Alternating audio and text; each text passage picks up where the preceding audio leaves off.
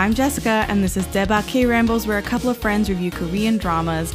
And today, I have a special friend with me. I have Carol from the K-Dramatics Club. Hey, Carol. Hi, thank you so much for having me. How's everyone doing?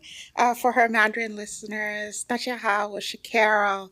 我想谈谈上浪觉这部剧太棒了. So super excited to be here. Carol, you blew my mind with the Mandarin. I had no idea that you knew how to speak Mandarin, but that goes hand in hand with what we're going to talk about today because we're not reviewing a Korean drama today. We're reviewing a Chinese drama, a C-drama today, the very first one for the podcast feed. I think a lot of you that follow Daebak on the socials know that I watch C-dramas whenever I feel like it. It's kind of augmenting my K-drama watching, and I've been doing it for many years, and I do it for the blog. I do the reviews for C-dramas on the blog, and I always do a lot of C-dramas actually for the Patreon feed that I review, and this is very, very special because we've never done it for the regular Daebak feed, and Carol was so gracious enough to actually make this episode happen. I mentioned the Patreon. I do a final say episode usually when I finish a K-drama or a C-drama that I'm watching outside the regular Daebak K-Rambles season. And I usually do this by myself, but I always do it for the Patreon feed. And when I posted on my Instagram story about Love Between Fairy and Devil, loving the show, I influenced a bunch of people to watch the show, including Carol. And she binged it. My DMs were buzzing. The TikToks were going viral. And Carol so graciously and sweetly asked if I was doing a podcast episode on it and that she'd love to join. So I figured we could just take the final say and do it on the regular feed. And so you all have Carol to thank for this, really. Thank you, Carol. Thank you. I was hooked in with your TikTok videos. The first one, I was like, ooh, that's a show I gotta watch. That's a show I gotta get on. So thank you so much for having me. Oh, you're welcome. I had a great time making those TikToks, and then one of them went viral in kind of a negative way. All of the sexist, misogynistic trolls on TikTok found it and they started commenting. I think that TikTok's been up for like about a week and it kind of died down, and now it's like over 3 million views. And every few days it keeps like the trolls find it again, and I have to clean up the comments. I have to block like hundreds of people. It is ridiculous out here. So Carol, I'm so glad that the TikTok actually found its target audience and that it influenced you to watch this show. It is, I think we're going to review basically the C-drama of the year. Yes. So many people have talked about this show, Love Between Fairy and Devil, and how amazing it is. And we're going to do the same. I think it's no secret that like we're here because we had a great time watching this show. But before we get into it, I'm going to do a little bit of housekeeping. So if this is your first time listening, oh my God, thank you so much for popping in on an episode that is completely outside of any season for Daebak. You got very special episodes of C-drama. Please go ahead and subscribe, though, on your favorite podcast app. We're on Apple Podcasts, Spotify, Google Podcasts, and many more. And if you like us, please give us a review on Apple Podcasts. 5 stars. Come on, don't be petty. And if you want to stay up to date on everything that I'm doing, get a hold of my DMs, the TikToks, the posts, everything. You got to follow us on TikTok, Twitter, Instagram, and Facebook at Daebak Pod. Let this be a PSA. I have deleted ATC from all of the social handles, so it's just at Daebak Pod. And lastly, if you're a fan, please consider becoming a patron. It is such a great way for you to get involved, show your support, and get extra content like the mid-says and the final says and all the C-dramas and K-dramas that I'm watching outside of the regular season. So you can check out the page on patreon.com/alwayscriticpod. And thank you to our patrons, Janet, Curtis, Bale, Cindy, and CD. All right. We're going to get into it. I will put this PSA, the second PSA, at the front end and at the back end of the general behind the scenes, my drama list synopsis, and all of the people who made this show, because we're not going to do a non-spoiler section. So let me repeat. There is no non-spoiler section. After I get through the cast and everybody, we're going to launch headlong into the spoiler section. So beware, if you haven't watched the show, you're going to get spoiled. So I am going to read the My Drama List synopsis, and it's kind of long, so bear with me. But I feel like it's kind of necessary, I guess, for everyone to be on the same page if you haven't watched this in a while or what have you. So here we go. According to legend, in order to obtain terrible power, Dongfang Qingsang of the Moon Tribe became an emotionless monster. He killed his father, seized the position of Moon Supreme, and led an army of 100,000 Moon Tribe soldiers on a path of devastation. Shui Yintian, the immortal fairy realm, Kangyangxi, the Moon Tribe, and Yunmengxi, the mortar world, were in grave danger. To save the world and stop Dongfang Qingsang and his army, the first god of war of Shui Yintian destroyed her primordial spirit. Dongfang Qingsang's army and primordial spirit were sealed, and his body was locked away in Haotian Tower under the immortal bonds of the Haotian Matrix. This is like a tongue twister, I swear. However, it is. However, if his primordial spirit was restored and Dongfang Qingsang were to break free from his tower, the world would be in danger once more. Legend says that only the goddess of Shishan can prevent this catastrophe, but she vanished without a trace. Cue Avatar theme. 30,000 years after the first god of war sacrifice, there was a disturbance in the Haotian Matrix. While attempting to help the new god of war reinforce the Matrix, Orchid, a weak and low-ranking flower fairy, accidentally finds herself inside Haotian Tower and face-to-face with the Moon Supreme himself. Their encounter sets off a chain of events that threatens to change the fate of the world once again. All right, that was really long, but that's basically episode 1. And I will say this: Love Between Fairy and Devil aired this year, August 2022. It is 36 episodes long. It's directed by Yi Zheng, and I hope that I don't butcher their names too much, but Yi Zheng, and he's directed Falling Into You from 2022 and Youngblood from 2019, among other things. This is written by Cao Xiaotian, and he's written things like The Lady in Butcher's House from 2022, which is a historical C-drama, and The Crack of Dawn, also from this year, and that is a modern C-drama. He's done a bunch of other stuff, but that's just his stuff from 2022. He's written 3 shows just in this year, which is crazy. And then his co-writer... Booked and busy. Yeah, he booked and busy. Yes. So his co-writer on Love Between Fairy and Devil was Bai Jin, and this is her first writing credit ever. So I'm really excited to see what else she puts out, what else fills out her filmography and stuff. This show, I'm just going to say the leaders of this troupe here, and that's Esther Yu stars as Orchid. She made her acting debut in 2016 in the TV drama Border Town Prodigal, and she's done quite a few TV shows, including My Amazing Boyfriend 2, which I forgot that got a sequel. I watched the first season of that, and she's also been in Find Yourself, as it says she's a main role. I honestly cannot remember her character that well, which sucks. So I remember watching that show, but like her face is gone from like the cast.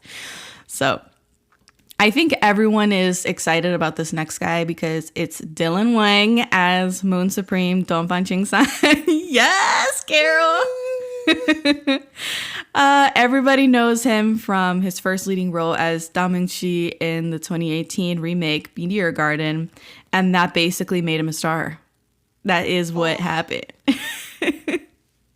Carol's so like hot. Head against the wall, like completely, like just so overcome. I've just been going down a rabbit hole of fan edits. Oh God! Since I watched the show, and it's just giving me life. It's I know. Giving me everything I need. I know, girl. So Dylan, I've been in love with Dylan since Meteor Garden, and then I never watched any of his other shows until now. So there I am. The love is back. It's like I never left. And I think we're gonna say another PSA here before we get started. You will be spoiled in the next few seconds. If you have not watched the show and you want to stay unspoiled, you should watch it and then come back here for this review. Okay, Carol, girl, what happened? Tell me what happened. How did you love this show? Oh my gosh, it took me on quite the roller coaster. So I think that when I saw your TikTok where he like comes to save her, I was like, oh my God, I gotta watch that show. Like that whole eclipse of the moon, and then the moon goes away, and then he shows up and people dissolve. I was like, this is it. This is it. So I started, and in the first couple of scenes, we see her so enamored with the god of war, Chang-hung. Oh, sorry, I said the wrong name. Yeah, Chang-hung. Yeah, she was enamored with Chang-hung, and she does this, I'm gonna sacrifice myself to save him. And I'm like, girl, it's not that deep. It's not that deep. This guy hasn't even shown you that he's interested. So she goes into this tumbling, I guess, prison that they have made. Yeah. And she falls into DCFQ. Yeah. Is that what we're calling it?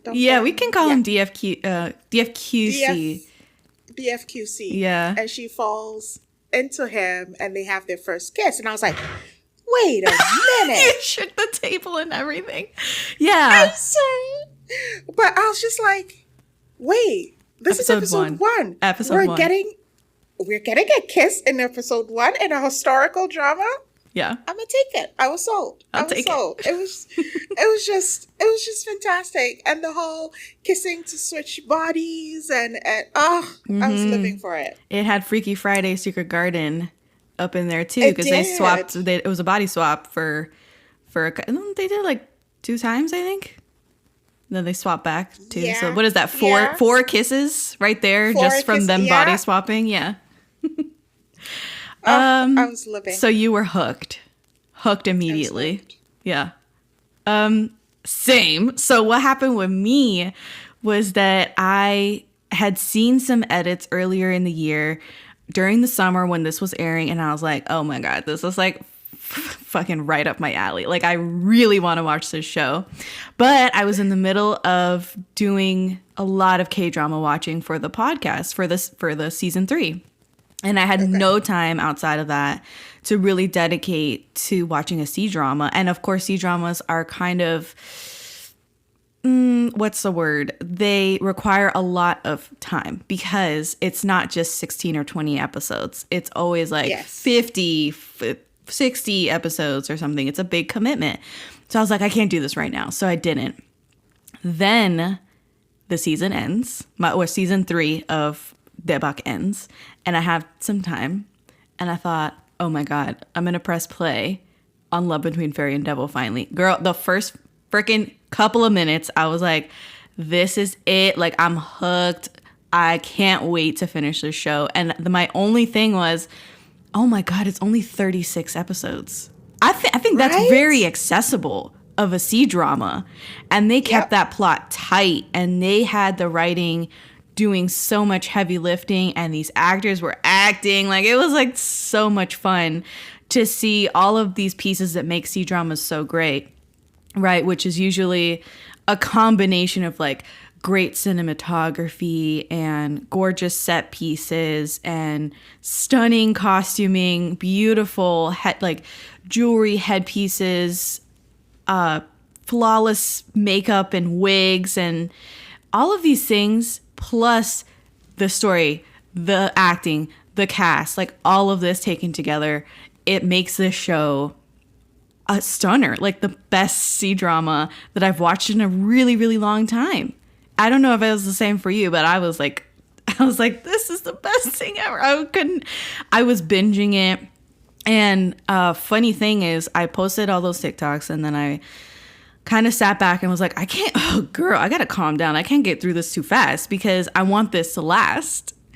And you messaged me and were like, I'm almost done. Or you said I finished the drama. You had binged. What was that? Like a day? 2 days? Yes, 2 days. I finished it. Yes. I was shocked.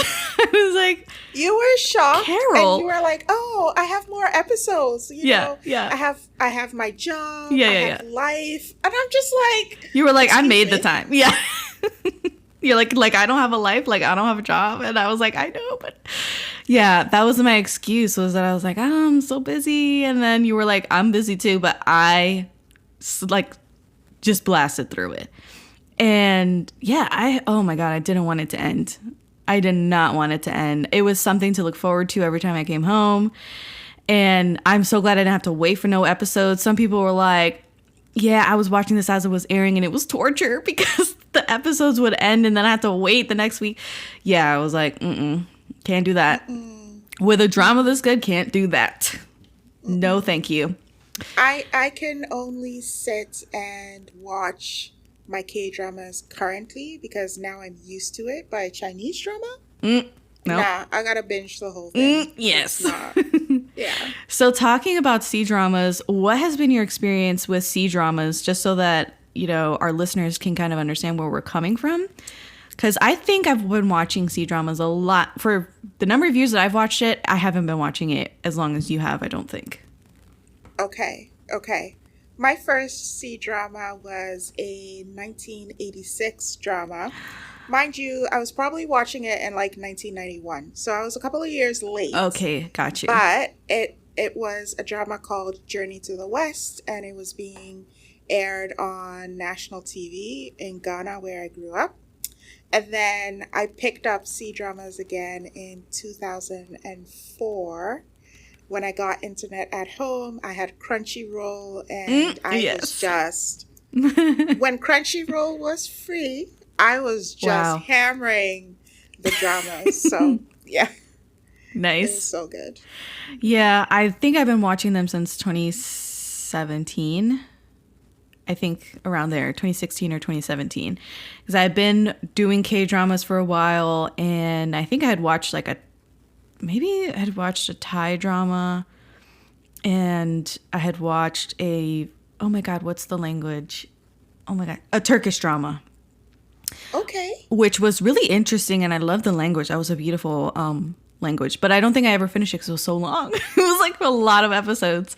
So anyway, so I had watched those, and then I got into C-dramas, and I never looked back because I instantly found like my favorite genres, I guess, of C-drama. I don't think I'd usually go for the modern ones. They're not like 100 for me.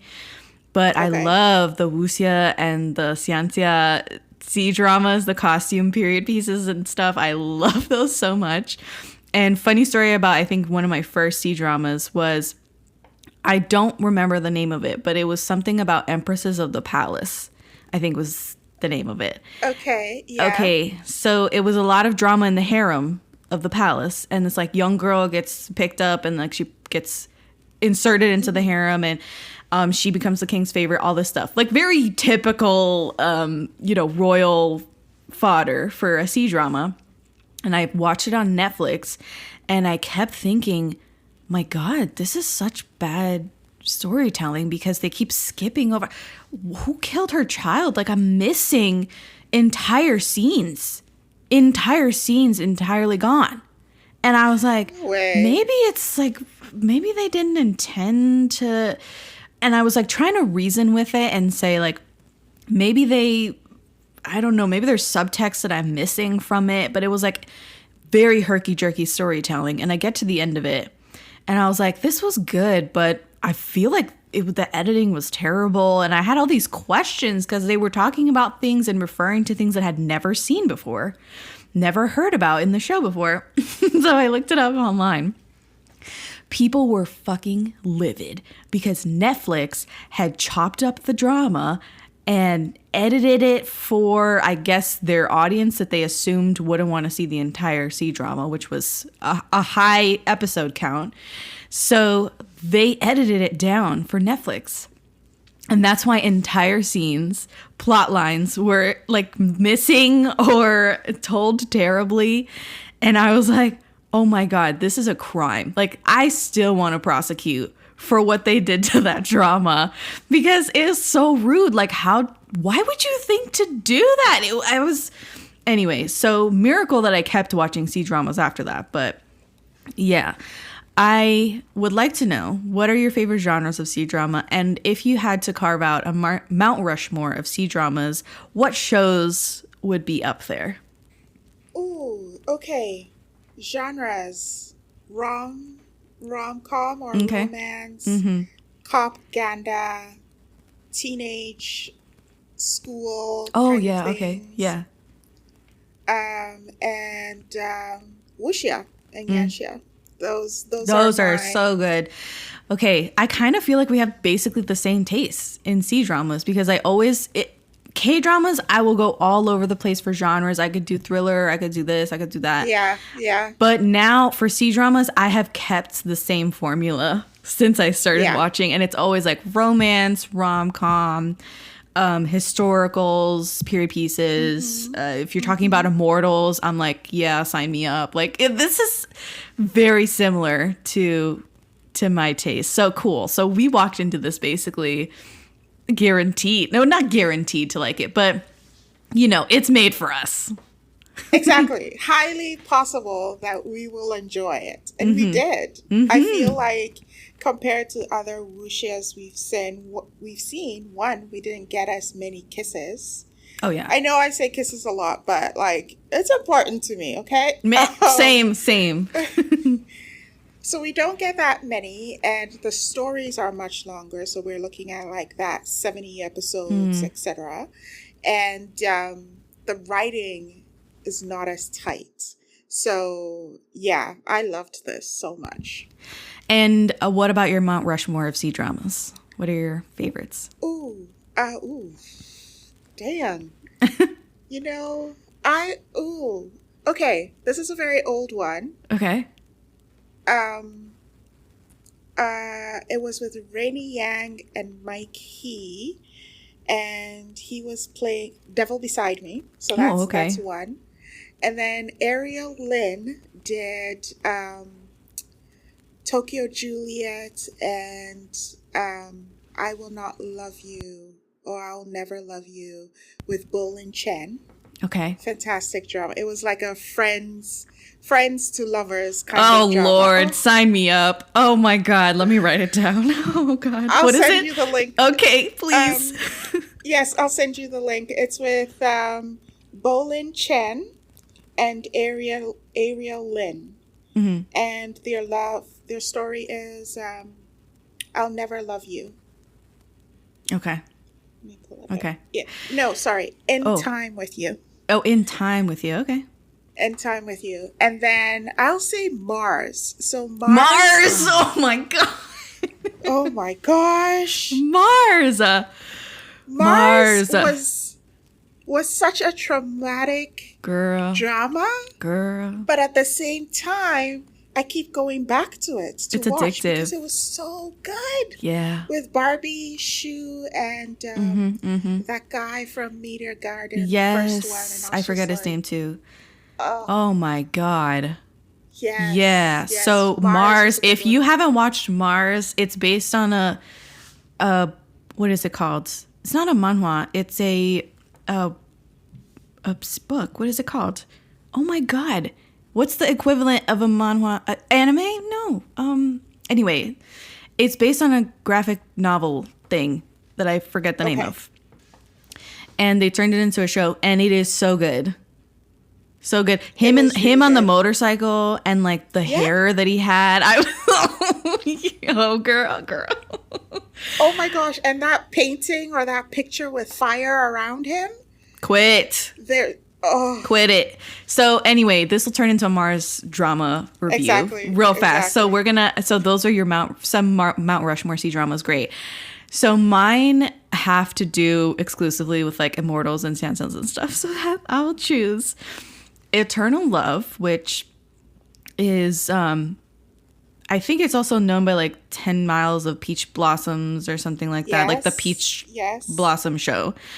And Ashes of Love, for sure. And oh my gosh, Ashes of Love. And I will go ahead and put Love Between Fairy and Devil on my Mount Rushmore because I loved it. I think it's fantastic. Okay, so thank you so much for playing along and giving us your Mount Rushmore and your genres and your experience watching C-dramas. Sorry. What do you want to talk about first for this show? Because people know we love it. Why do we love it? So I think we have to discuss Dylan because Dylan is a huge part of this. I am like madly in love with Dylan.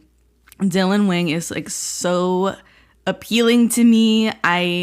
This is like, oh my God, I can't believe I'm saying this, but like he has like my ideal body type. Like ever since I was like a preteen, the tall, lanky, slightly barely muscular kind of dudes with like a pretty face. That is my type. Ever since I was a child, basically, my crushes have sort of looked like Dylan Wang. Not that they were beautiful Asian men all the time, but like, you know, they were that kind of style. And oh my God, every time I see Dylan, I'm like reminded of this like deep set like attraction I have to this kind of dude. And he has played basically one of the most famous roles you could possibly have in the drama world. He's played the Boys Over Flowers, Meteor Garden guy. And so like I said before, I've been madly in love with him since then. Then I popped off the bandwagon. Now I'm back on it. And I'm obsessed. I think that his acting was pretty good in Meteor Garden. Now, looking back at Meteor Garden, it's probably not that great. This drama, Love Between Fairy and Devil, impressed me completely with his acting, his ability, and just how far he's come. It seems like he's improved so much. Do you agree with that? I agree. The first time I saw Dylan was in The Rational Life. Oh, I okay. think that drama is now on Netflix. So yes, that's it when is. I saw it. And confession, I did not see him in Meteor Garden. Like I just heard, because I was partial to the first Taiwanese Meteor Garden. Yes, okay. And I was like, no, I'm not going to do that. Then I watched I watched the Japanese one, Hana Yuri Dango. Yes. Then I watched Meteor Garden. Okay. And then I watched Boys Over Flowers. And at that point, I was like, you know what, Carol? No sense in delaying it. This toxic life, it's over. Like, let's not do it. And I didn't see that. So wow. You held off after that? Exactly. Now I'm going into his portfolio and being like, okay, let's go back. I think this is worth it. So I've heard you talk about it. It's on my list now. Oh my God, too. Still haven't seen Meteor Garden. Okay, so we might have to do a Meteor Garden episode then when Carol finishes Meteor Garden from 2018. I thought it was excellent. I think I have a review, on the blog for it, which has like my raw thoughts like right after I finished it. I think they just updated it so well for the times that we're in. And they kind of left off at least a good chunk of what makes that character so toxic and kind of cringy to return to in 2022.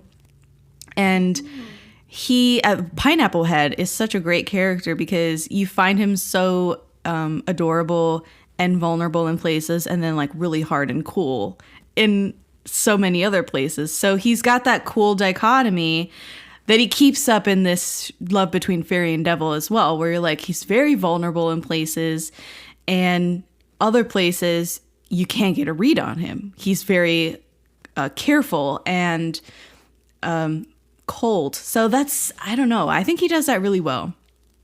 Yes. Mm-hmm. So, okay, when this show started, I was over the moon with how can we swear on this show? Yeah. Fuck you all. I'm going to do my thing. This is the girl I want. This is mine. Very toxic, but he played it so well that I was like, ooh, yes, you sexy. I'm buying into it. Yep. And then you see him transform into this vulnerable person, not serving just himself or his moon tribe. He wants to be of service to Orchid, and I'm just like, ugh. Girl. It's the taming of the beast. It's the taming of the beast trope, which, of course, in real life doesn't fly. You can't just like tame a toxic, rude tyrant dude with like kindness. But in this show, it's a fucking high fantasy sea drama. It's fake. Give it to me any time of the day. Like, I love that trope. And I do love how you're alluding to his character arc, which amazing character arc that he has. He, like I said, starts off really cold and emotionless, really. And towards the end, he's the complete opposite. He's very emotional and in touch with his feelings, what he wants. He has so much affection and just love for Orchid that he completely shirks his responsibilities as the Moon Supreme and full time takes care of her, tries to get closer to her. And of course, there's like reasons for it in the plot for him to want to be closer to her.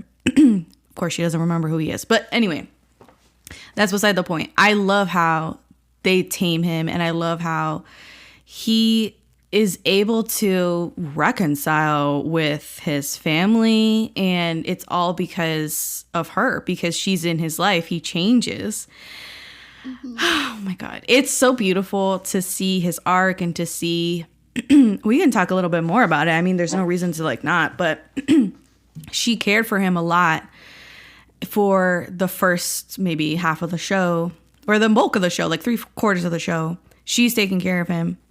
And she helps him reconcile with his brother and his dead dad. She resurrects his emotions tree, and like his, all this crap.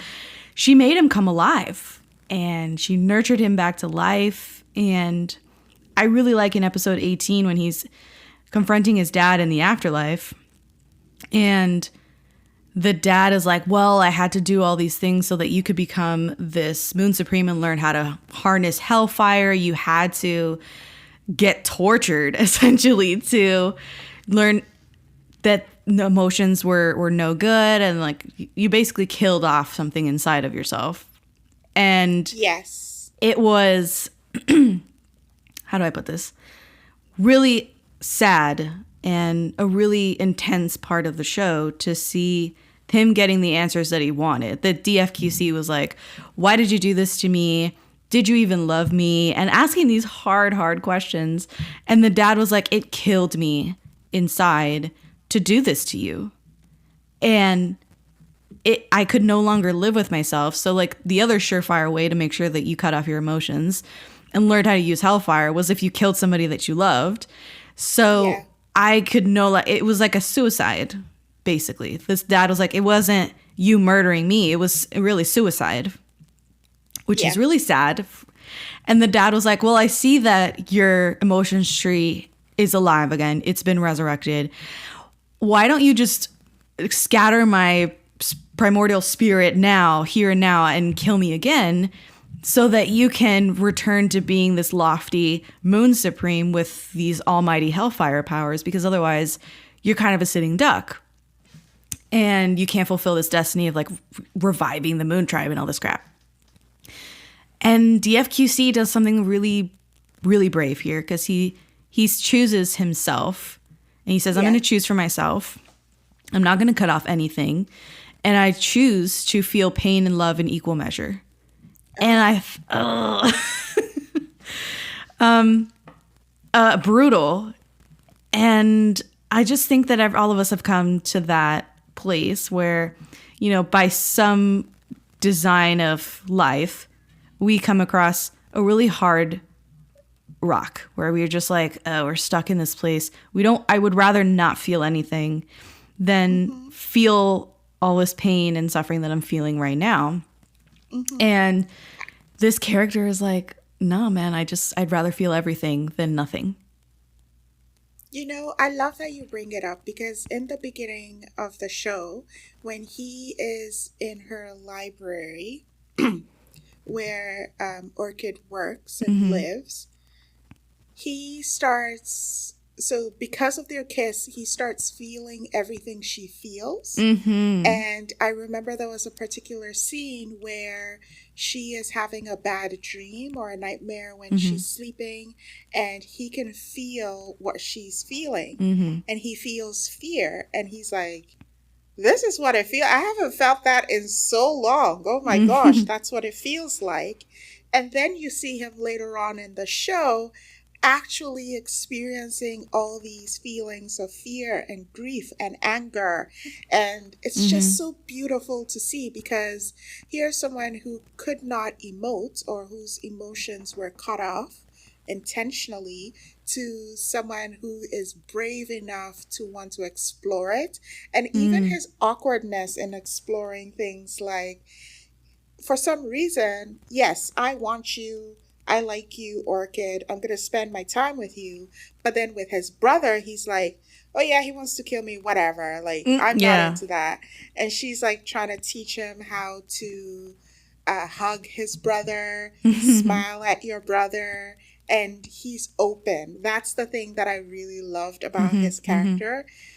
As he was growing, it wasn't just, I'm just doing this for you and I'm going to concentrate on you, but he was showing it to his first-hand man, to Mm-hmm. his brother, to the leaders in the Moon Tribe. It was Right, just right. beautiful. Yeah, I agree completely that the show, I think C-dramas normally take the bad guy villain-ish trope, that he is the Yes. archetype of that.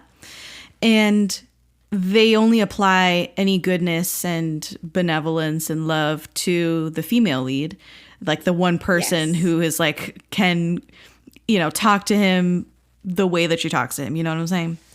And be close to him and stuff. And in this show, they extend it further than her.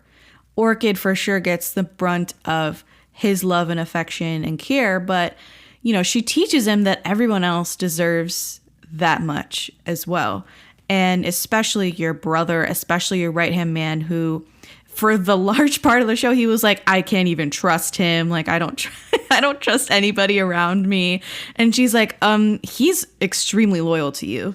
Of course you can trust him. Like, she sees Yeah. straight through everybody. I thought that that was a tremendous thing to have in her character. Was she may not be strong physically, but she's super strong relationally and emotionally. She's got so much emotional intelligence and intuition, and she's constantly reading the room and translating subtext and undertones to DFQC, who's completely clueless half the time.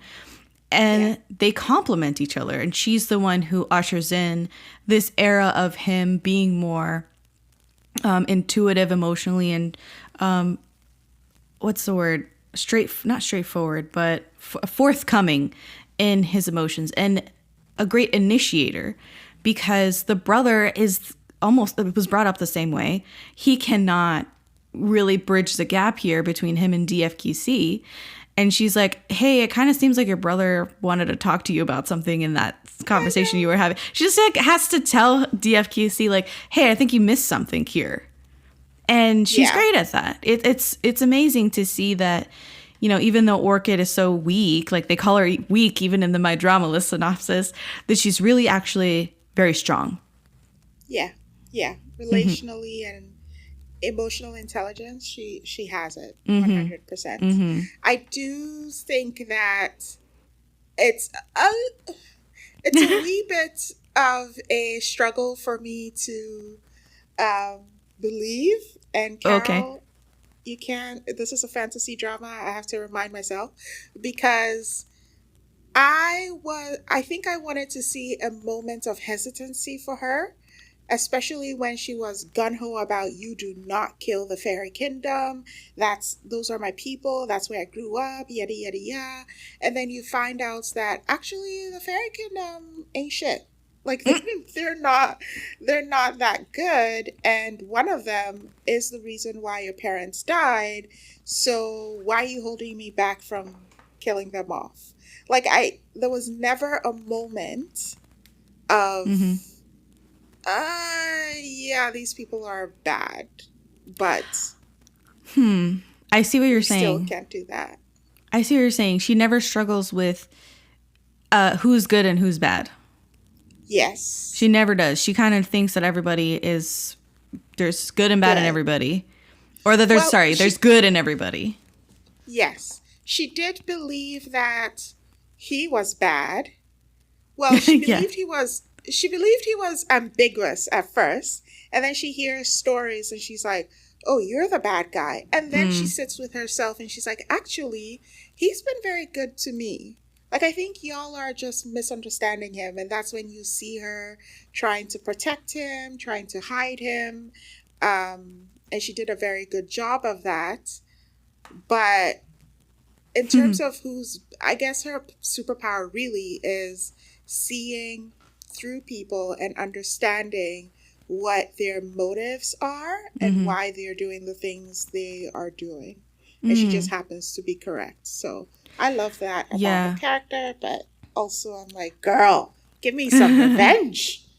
Give me some good revenge. Yes. She never takes the low road, so to speak.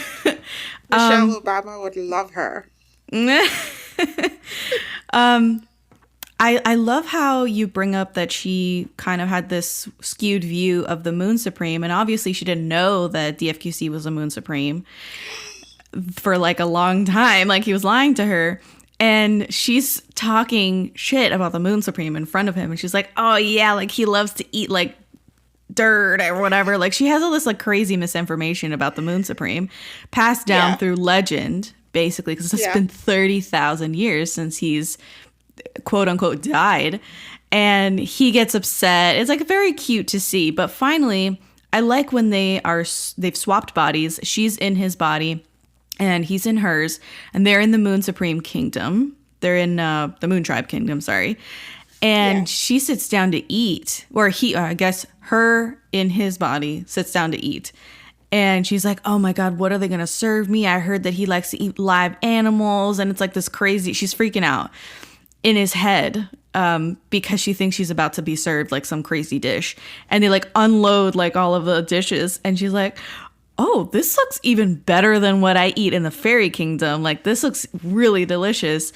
And she's like pleasantly surprised. Things like that really kind of break down her prejudice or you know, the misinformation that she has about Moon Supreme. And it makes her kind of appreciate him more because look at the, you know, food that he eats. Look at the life that he lives. And she has all these misconceptions about the Moon Tribe. And when she's living over there, like they all come to naught. Yes, it's a dark kingdom. Yes, they wore dark clothes and they it was very what did they oh my God, the look of the kingdom and the palace and stuff reminded me of like a Middle Eastern kingdom. Like they went for that kind of Middle Eastern looking aesthetic, and I really appreciated that because I think that's also playing into I don't know, this might be reading too much into it, but like I feel like post 9/11 it has been a kind of journey to bring the Middle East back into the good graces of like the West, right? And I'm sure it's kind of the same way worldwide. Like I kind of expect it to be on some level a little bit of the same for other cultures, and to see them kind of play that up in the show a little bit, to see them almost like appreciate the Middle Eastern aesthetic and the culture. And, you know, they have all of these motifs around the palace and stuff in the Moon Tribe. And I'm like, this is stunning. This is gorgeous. And of course, the fairy kingdom has all of these like crazy notions about this evil Moon Tribe when they're just as, I guess, civilized. Terrible. Right. And terrible as the fairy tribe. Like there's no apples and oranges here. It's pretty much like green apple and red apple. Exactly. Right. So I found that kind of cool. Of the coin. Yeah.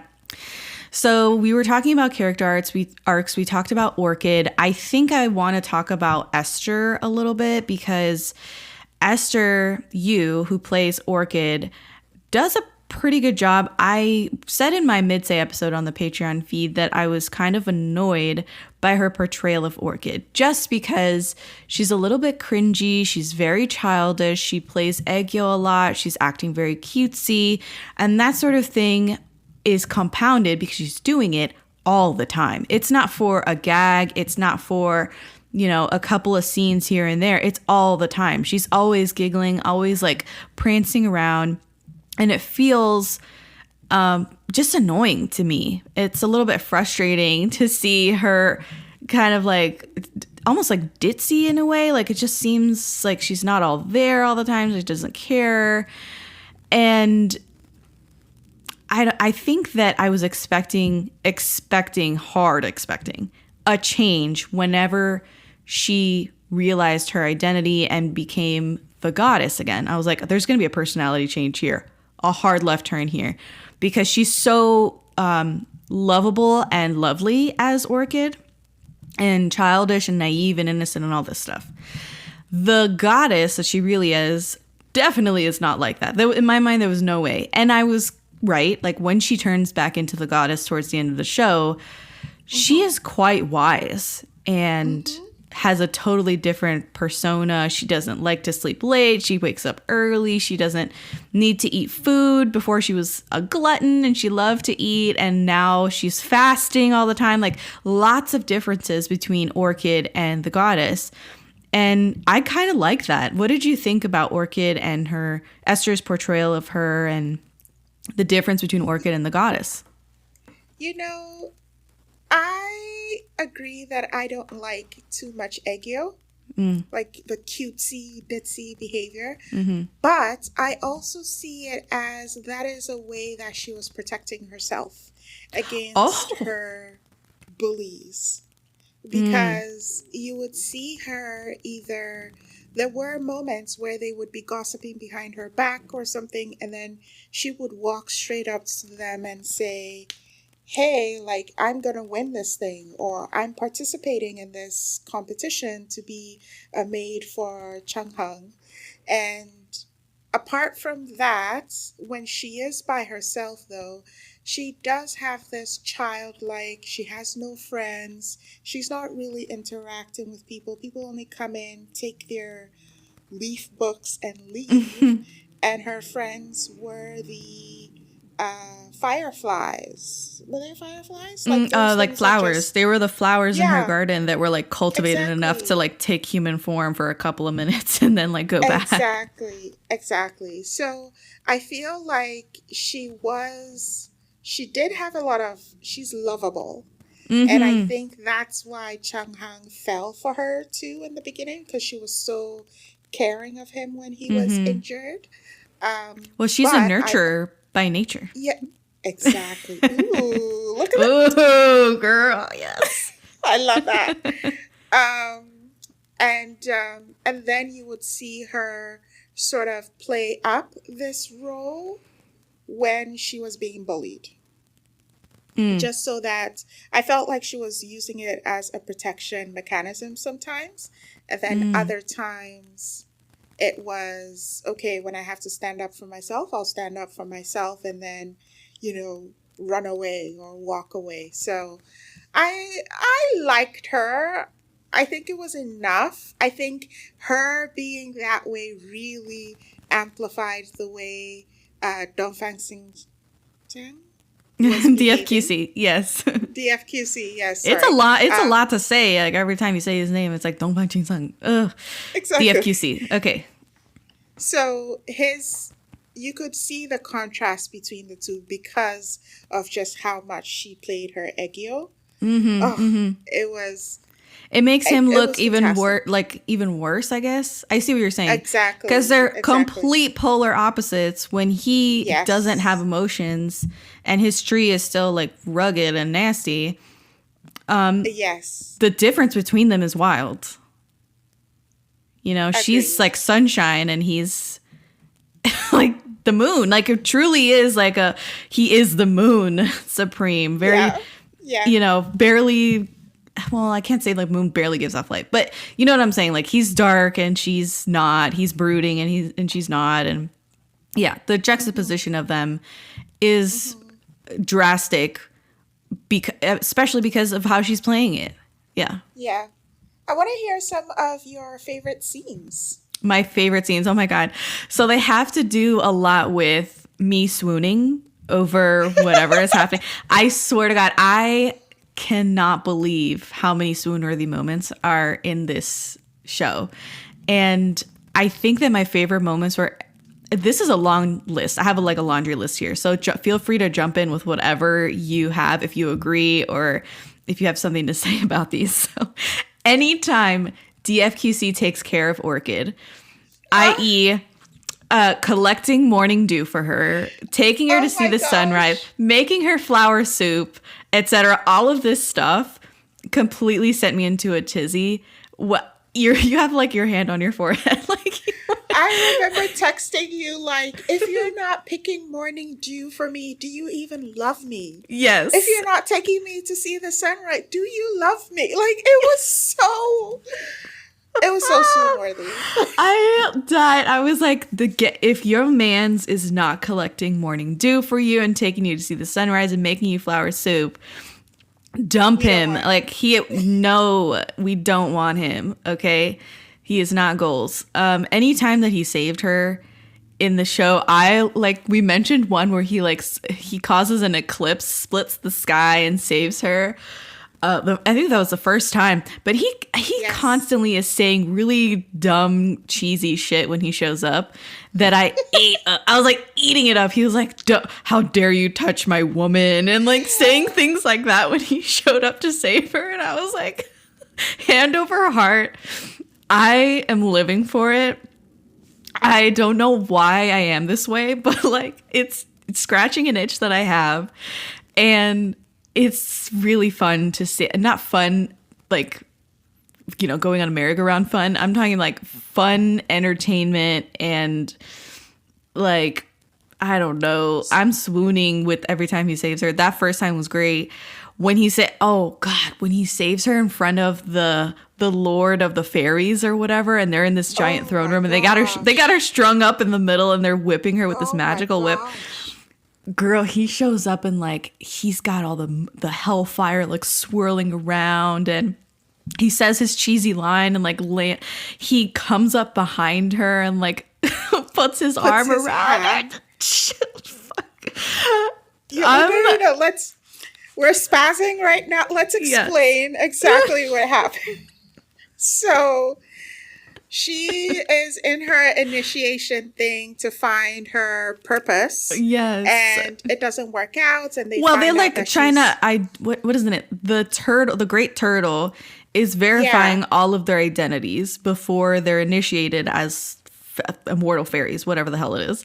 And the turtle, she goes in, the turtle's like, hey, I know you. And she's like, what? And like, he just gives her some like obscure answer. Like, it's not time for you to like be here. It's not time for you to be a fairy. Like, it's good to see you, old friend. And she has no idea what's going on. It spits her back out.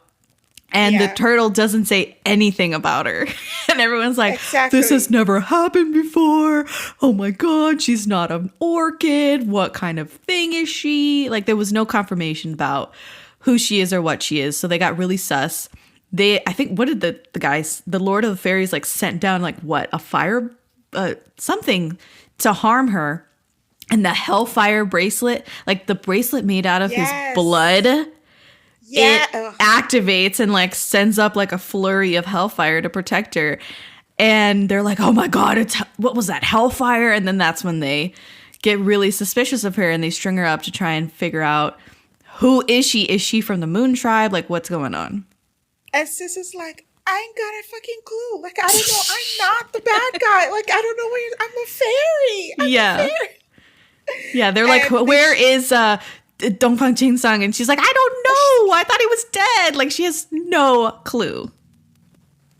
And he shows up. So while she's in pain, he's doing his thing, trying to revive the Moon Tribe army, and he feels her pain. Mm-hmm. So he shows up while she's like being strung in the air with these gold, I guess, chains. Yeah. and he comes behind her Oh. and grabs her waist, and we see that shot of his hand coming around her waist. Yes, but then they pan up to his face, and he's just like looks up glaring at the guy, glares at the man, and I'm like, oh God, it does something. Like, I just and felt then he's it. like, I just I felt it. I know.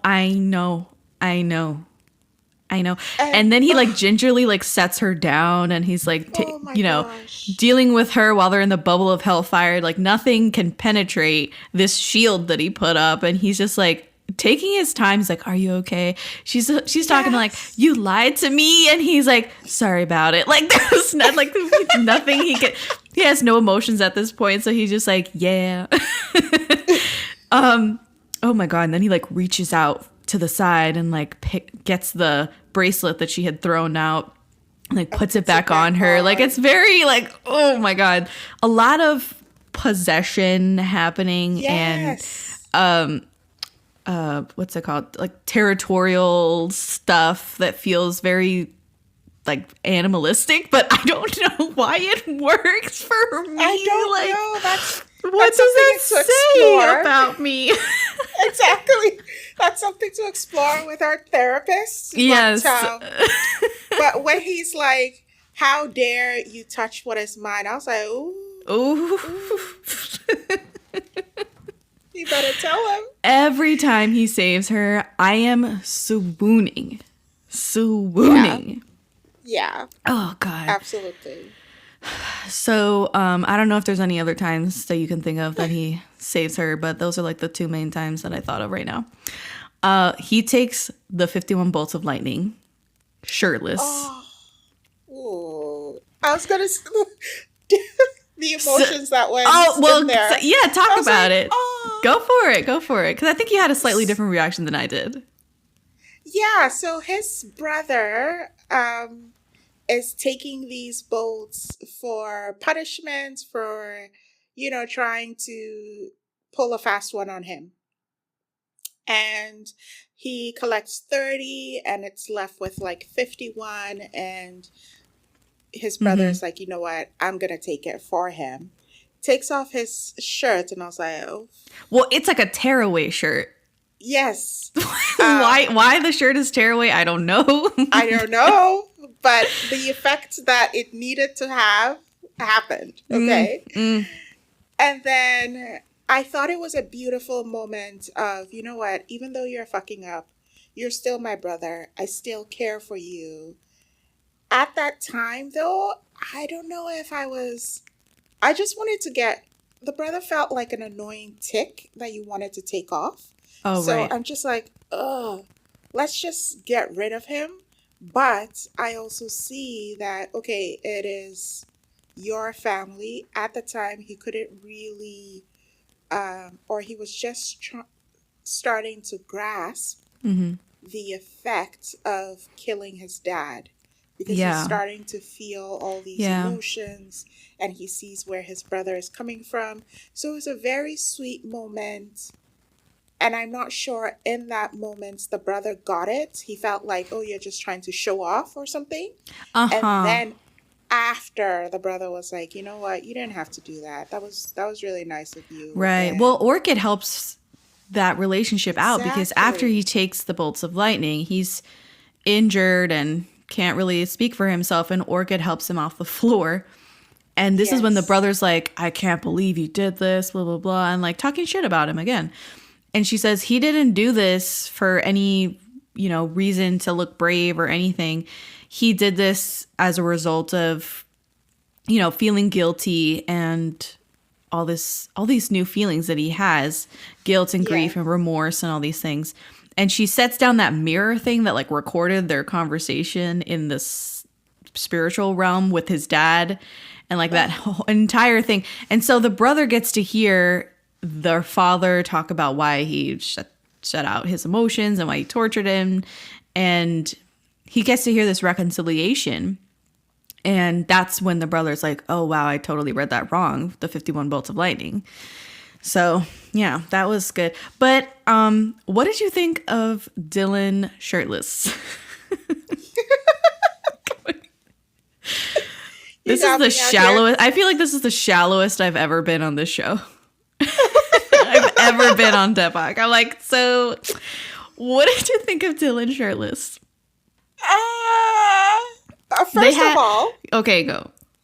It did not look like he was wearing one of those prosthetic. No. Yes, because that made the rounds on TikTok too. Was this lady sharing this like behind the scenes look at a lot of these C-drama stars that have to do a shirtless scene. They don't work out for it. They don't like beef up Marvel style.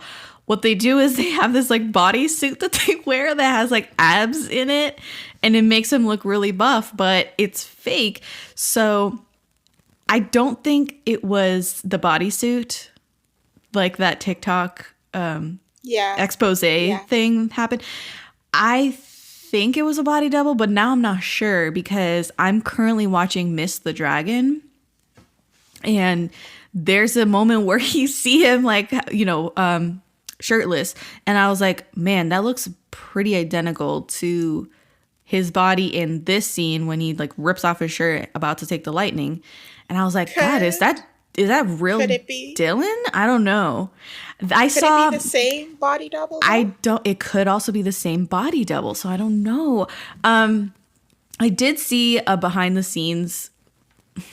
Behind the scenes is putting it lightly. I binge watched a bunch of behind the scenes videos on YouTube. I was going apeshit on YouTube. Fell into a hole. Like hours I was on there looking at behind the scenes footage, and some of it was subbed so that I could understand what they were saying, but a lot of it was not. I was there like, raw Mandarin. I had no idea what they were even saying, but I was like watching behind the scenes stuff. But this was an interview that Dylan had done, and they asked him like, how did you prepare for that scene? And he said, oh, I just did like a bunch of push-ups beforehand and then just like shot it. Why please? And I was like, okay. Okay.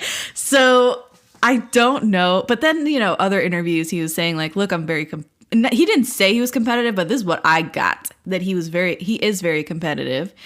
And if he sees other peers or C-drama stars that are posting like gym selfies and shit, he'll go to the gym. He like wants to one-up them. He wants to look really good. And yeah, so he goes to the gym and he works out and stuff, but I don't know if it was like all that, you know what I'm saying? I don't know if it was enough to pass for me thinking it's a body double. Yeah. I don't know. He's real thin. I don't know. I don't think I thought about, he could be like slim thick. He could be. Slim thick. Carol, I've never heard that in my life. What do you mean? I've never heard slim thick. Oh my God. Okay, talk to me. Like slim thick is you're skinny, but we can tell you work out. So you have some definition to maybe your back muscles or your biceps, that kind of thing, or you have abs, that kind of thing. I got you. So I think he is slim thick. But it could also be wishful thinking. Let's just say, when the shirt came off, I was on the floor. I was just like, I hit the ground. I hit the ground. Yes. Yeah. If this is how we're gonna get it, we'll take it with pleasure. Okay.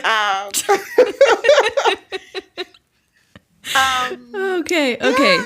So that's that scene. I think anytime they kissed or swapped bodies was great. The one in front of Lord Changhung in the forest surrounding the Moon Tribe Palace. That was gonna be. Talk to me, Carol. So they swapped bodies, and Rong Hao and Chang Hung are like, okay, this is a moment to actually completely kill the Moon Supreme. And Sis is like, I get you, but I don't want you to do that, so I'm gonna kiss him back. So they kiss and they switch back, and that could have been it, but it's the second kiss. DFCQ, The second kiss. So what The he second does, kiss? why The one he grabs the back of her neck. I had full body goosebumps because so they switch back. It's a great moment because they're both like, no, they don't want each other to, die or leave or whatever. Especially her, because they were literally, like you said, they were like, okay, great. They swap bodies. He's in her weak ass body. We could just kill her, or that body, kill him, and then take her inside DFQC's body back to the fairy realm and like grow with her a new body or whatever and like swap them. And that was the plan for Chunghung and Rongao. They're like, oh yeah, good plan. We can just kill the Moon Supreme right now. She's like, no, goes to kiss him. They switch back. It's like a full-on transformation every time they swap bodies because they're both so great at playing each other. Yes. And they swap back. He's got the glare back on. He's got the cool vibes. He's like the man again. And oh my God, I think she's like on his arm or something at this point, and she starts running to Chunghung. She's like, Chunghung, and like takes off toward him. Carol, when I tell you, when he reached out and grabbed the back of her neck and pulls her back and kisses her, like plants one on her. And then as she's still like kind of in his hand, he looks up and glares at Chunghung like, yeah, marking my territory. This is mine. She's not yours. Like very much like another like possessive scene. And I was like, call me toxic, because this was feeding me in a way that I didn't know I needed to be fed. Oh my God. I just felt like it was such an unnecessary move for him. Oh my God, yeah. But he wanted to show his dominance to Chunghung. Like, you ain't shit. Like, it's also dominance too. Like, not just like she's mine. Yeah. It's also, she's not yours. Yes, that's the important thing that I think he was trying to communicate to Chunghung, saying, she may not be mine. She is in my arms right now, but she's definitely not yours. Ooh. So back off. Very much a dominance move, and let's explore why we like this so much. Do we? Do we need to explore it? I thought we were going to leave that for our therapist. Because God. Okay, go. Like, I'm just comparing the two guys. Mm-hmm. And the thing with Chunghung was, yes, we seem to think he loved Orchid. Yeah, he loved Orchid. He cared for her. Yeah, he cared for her. He took care of her in the way he could, within the bounds of what he could. But at the same time, it was kind of like, I'm waiting around for potential, and potential is not coming. Like, what's wrong with you? Why can't you be, I don't want to say be a man. Why can't you be assertive? More assertive, yeah.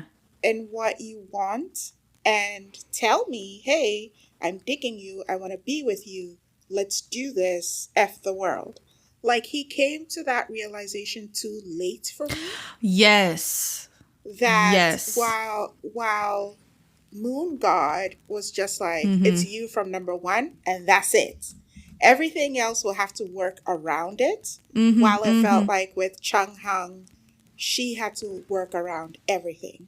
Oh, okay. So yes, I agree with you completely. This has to do a lot with Chunghung and his arc and the way they formatted his character, because he is the archetypal hero and he is duty bound.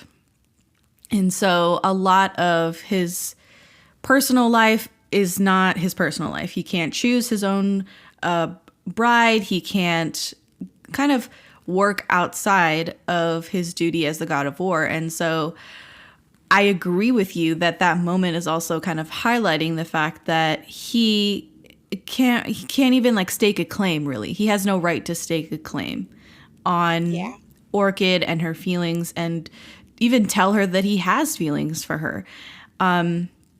A lot of the I think that what's fun about not fun, but like what's interesting about the show is that Moon Supreme is definitely choosing her like throughout the show. He is trying to also bridge the gap between her and his people. Like the Moon Tribe is very against them being together, and they consider her unlucky, and you know, there's all these things that hoops that he has to jump through to be with her, but he's willing to do it.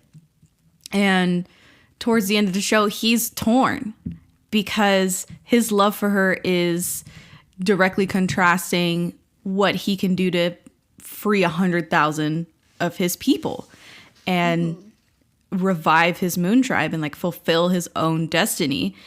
And it's really sad to see him do that, to see him struggle with that. But Chung-hung is basically doing the same thing, only earlier in the show, where he cannot deviate from his immortal path, and he's just so bound by his role in the fairy kingdom and his brother and all this stuff. He's not brave enough to even step outside of that. William and Harry. Oh my God. Wow, what a time capsule this episode is going to be. I'm assuming you're watching the Meghan and Harry doc, right? I'm not. You're not? I'm not. Girl, the tea is hot. Okay. Is it? It's the tea we know about, but yeah, it's still pretty warm tea. Okay, I just love drama. Okay, so yeah, Chung-hung. One last thing I'll say about him is that I love how they never wrote him to become a secondary villain, because yes, a lot of second male leads in C-dramas especially turn out to be some sort of villainous person towards the end. They don't respect her choice. They kind of force their way into a relationship with a female lead or what have you. And in this case, he was very respectful of her choice and actually supported her whenever he could. And by the end of the drama, you know, he's at a place of acceptance, and he ends up shirking off the burdensome duty of being the god of war. And he's happy to relinquish it to the up-and-coming fairy Dainin. I love how, you know, Chung-hung, again, we were saying that he's not of one, what is it? Like divided. Like he's divided in his heart about what to do with Orchid and how to proceed with even pursuing her and saving her, because he thinks she's in danger by going to being in the Moon Tribe and all this stuff. But by the time they come back from their mortal realm trial, yes, like he's like full on like, fuck you, I don't want to be the god of war anymore. I don't want to fight your battles. You're just a warmongering dude. You just hateful, yeah, and I don't want to be doing your bidding anymore. And he has this whole like, there's a rift now between him and his brother, and it's great to see he helps them get away back to the Moon Tribe. Yes.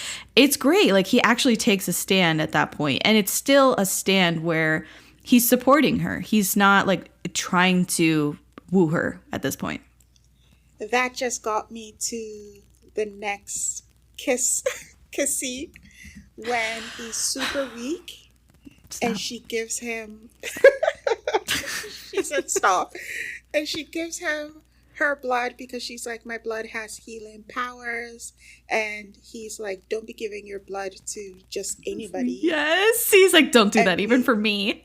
Even for me. And we have this in your lap kiss that was supposed to go on, but we had some interrupters. I was just like, can you guys go away? It was such a precious moment. God. Such a beautiful shot with the fireside by them. You got the campfire, the cozy campfire. She just saves him with her blood. She's desperate. Oh. And yeah, he tells her don't do that again, even for him. And he starts asking her, like, why did you save me? Why did you come back to the Moon Tribe? You had a way out. Yeah, I know that all this time you've wanted to go back to Shuyunchan. I know that you've wanted to go home. Why didn't you take this opportunity to go home? And she deflects. She doesn't want to talk about it. And then he grabs her and pulls her back into his lap. And then he's like, he's gently like whispers again, like, why did you save me? And before she can respond, he like kisses her, and it's such a culmination. What a moment. It's been a long time coming because they had been throughout the mortal trial just at odds with each other, bickering, weren't kind of succumbing to their feelings at this point, even though everyone knows they got feelings for each other. And oh my God, it was great. And they're in wedding attire. Like, you're just Speaking of the mortal realm, when Chung Hung comes to the realization like he likes Orchid, and then Moon Supreme walks over and he's like, "Oh, you're meeting my wife," and I'm like, "Bro, you're doing the same thing again." Carol.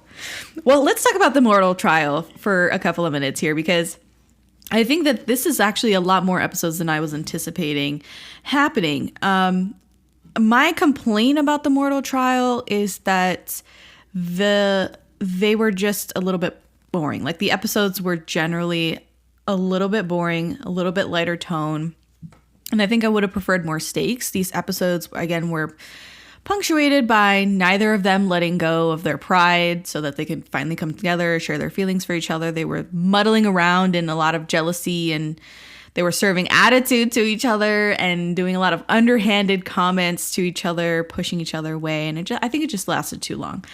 But I feel like the end of the mortal trial was a highlight. I think that episode was really, really juicy. And some of the stuff that he does in the mortal trial, DFQC does in the mortal trial, is really fun because, again, he's like claiming her as his wife, and he's like calling her like darling and honey and like all these things. And he's very unwilling to marry her off to the reincarnation of Lord Chung Hung. Yep. He will just not let her go. And he is also very resolute that marriage is a serious thing and they shouldn't fake it or meddle in it. And I'm like, well, that's hitting all the right notes. You know what I'm saying? Like, that for DFQC to be like, no, we can't just marry the wrong partners just so that we can like help them get through their mortal trial. That's just like, yeah, like fuck them. Like, no. So very much light swoon-worthy moments throughout. And then the final episode of the human trial was super juicy because they're together drinking on the wedding night, even though they didn't marry each other. But, yeah, you know, she's asking him really loaded questions like, what is his true purpose in Lucheng? Why did he lie to her? And she refuses to go along with this plan that Rong Hao had developed, that she has to poison him, and she refuses to poison him. And again, DFQC is talking about like razing the fairy realm to the ground, that he has all these plans for war. And she's overwhelmed with despair and love because despite her best efforts in all of this time, he still wants war. And he still wants to destroy her homeland and her people. So she's torn, she's devastated and very sad, but then you have this fight scene because like they possess Lady Chi-Di with like evil chi, and she like comes after them, and they Rong Hao put like a evil chi bead in the fairy with Orchid's headpiece and stuff. So like that goes off. It's like a little bomb of evil chi, and he saves her. Even though she's basically impervious to evil chi because of her goddess powers, he still enters this like maelstrom of evil chi, saves her. Then, this is great, she finally saves him. Because so far in the show, she has been a damsel in distress. And at this point, she finally saves him. She like kind of dips into those goddess powers, and it's this stunning green like color as she like fends off the evil chi, and she like stands up and looks really powerful and fierce for a minute. And you're just like, yes, like it's like turning in the right direction. Like I see the ship of the plot kind of steering in a different direction at this point because she's finally becoming who she's always been. Yeah. And at this point, DFQC realizes who she is, and he's like, oh my God, it's the goddess. And it's great. It's great. Then we get to that whole like she saves him on the shores of Oblivion River, and he protects her until he collapses. And it's like Lord Chang-hung shows up, and he's like beckoning her to come home, and she chooses him. She chooses DFQC. Yeah. And that's when you get to like the campfire scene with the kiss and all this stuff. Like all of this is all strung together. And I loved that episode, and I loved the end of their mortal trial. I loved it. I did think the mortal trial was slow, like you said. I'm just like, what are we doing here? Like, humans have no power. They're so boring. Yeah, they're like, we can't use our powers. And I'm like, why? Exactly. And then towards the end, when she comes into her priestesshood, I was like, ooh, this is fire. I love that she saved him. And we'll get there. But towards the end, when she becomes the priestess and she sort of disconnects from her emotions and wants to focus on her mission, just like he did when he was Moon Supreme and had Hellfire. And I thought just the journey for both of them, beautifully done. Beautifully done. Couple goals for sure. I have in my notes their relationship started out very imbalanced, but they grow into each other.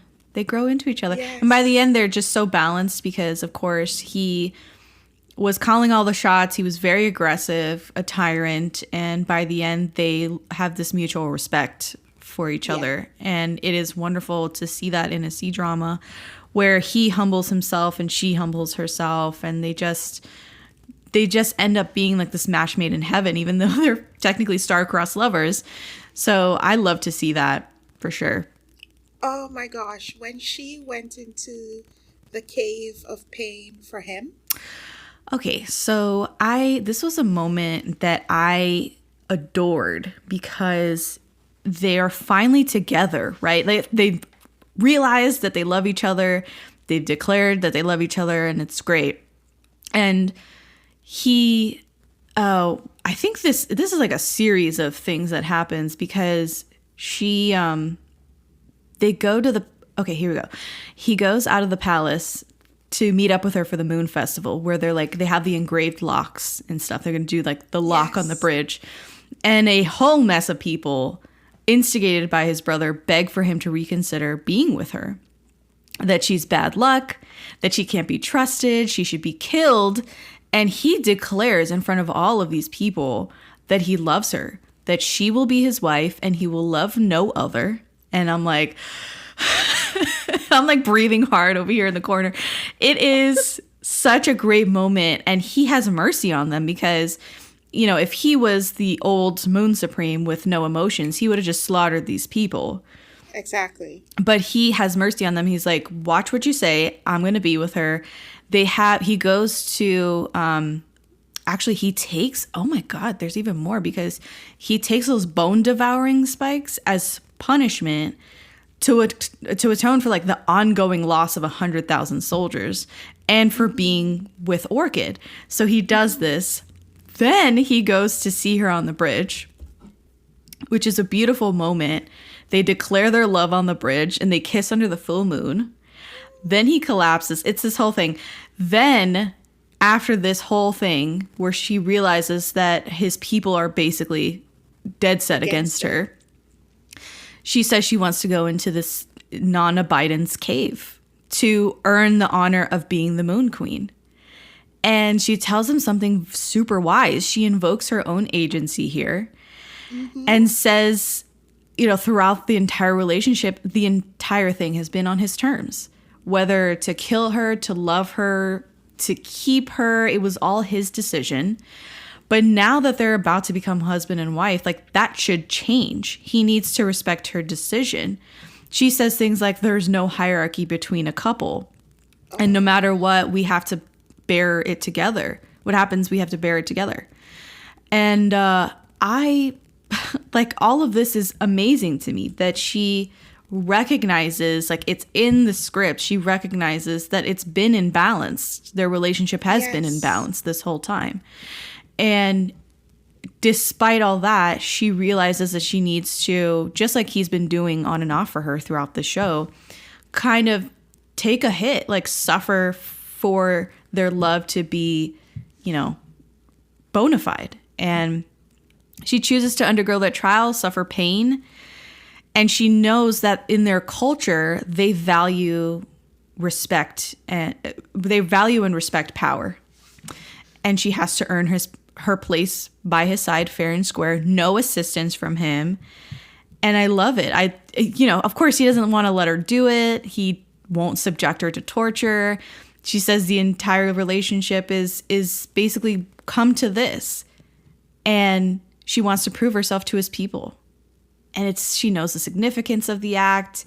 She wants control over this one thing. And it's fantastic. I love this moment. And of course, I love the moment that he doesn't drink the tea. I was just going to say that. Yeah. What else do you want to say? That he goes through it with her. You know, he chooses to also go through the torture with her. Couple goals for real. Oh my God. Through thick and thin, sickness and health, all that jazz. Yes. Everything. I feel like if she were giving birth, okay, he would be feeling the same, like he would feel the pain too. Right. Instead of being, ooh, I don't like, no. Like he would be present, which I really respect about him. The same way she was trying to gain respect of her people. I'm glad that he did not drink the tea and went through it with her. It's poetic. Oh my God, it is. It's poetic. I guess we can segue into moments that broke you into little pieces. So there's like a lot of scenes here, but I think that the one that broke me into pieces the worst was both of their goodbyes. The first one was Orchid's goodbye. She sacrifices herself, and I was a wreck. Like when she tells him not to cry and to smile, and like takes her little bloody fingers and turns up the corners of his mouth, just like they had done before when she was teaching him how to smile. And like that completely sent me. I don't know if you had anything to say about that goodbye scene. The entire sequence was stunning and well edited, well acted. I was telling you, what? His what? His pain. Like the anguish. It's anguish. Like you just. Oh. And I was watching, talking about anguish, the behind the scenes footage of them filming the scene, and I sent it to you because I was like, you got to see this. And the scene is really well acted. He's giving it so much. He's screaming and hollering and like throwing himself on the ground, and really a lot of physical kind of exertion here from Dylan. And when the director yells cut, he's still on the ground, and he's like inconsolable on the ground, really tired looking, and just he gave it so much. Esther Yu has to come over and kind of knock him out of it, get him back to a place. And yeah, she's like, you know, she takes his hand and she's kind of like wiggling it and like, oh, come on. Like, you know, she's patting him on the back, and he finally sits up on the stage, and she's telling him like, you know, don't worry, I'm alive, I'm not dead, and comforting him in such a raw way, because they just went through this whole scene in sequence, which is kind of odd. You know, in regular filmmaking and in the West, you have movies and TV shows shot out of order, and then of course when they edit it, they put it in order, in sequential order. And they did this completely in order, from the time that they're like crawling on the sand dunes all the way up to he loses her. It was shot in order, it looks like. And so, I mean, it was just a crescendo of emotions, and he looked devastated. He really did. Great actor. I was sold. I don't know. People, death is not cool. Simply. Yeah. It's Yeah. not cool. Something about his acting, which I thought was really sad, was in one of the interviews, he said, I'm really happy that people are so enamored with the show. I'm so happy that people are giving it positive feedback, that they're loving the characters and everything, because my previous show or my previous work, you know, I got a lot of criticism for it, and I learned a lot through, you know, reading the comments. He said something to that effect, that people had shit on his previous show, and that he took the notes and he's improving, like actively trying to improve. And I thought to myself, this is really sad, first of all, that this poor guy who's like just, you know, plucked from obscurity. I think he was like a flight attendant before he became famous. I kid you not, yes. And he's learning, but like trial by fire, because, you know, it's not like he took acting classes and now he's in a professional actor and stuff. Like, no, he was like a model, like a, you know, a nobody. And now he's this great actor. And I just felt terrible, because I feel like sometimes I contribute to that too when I'm reviewing dramas and I'm like, this sucked, I can't believe, like whatever. And we just all have to like have a little grace and remember that these are real people, and it takes a village to make these dramas, especially like a C drama with all these crazy elements in it, and special effects and people that contribute behind the scenes and post-production and stuff. It's not just the people on screen that you see that make the drama what it is. And I just felt horrible when he said that. He was like, yeah, you know, my previous drama wasn't well received and stuff. And I was like, oh my God.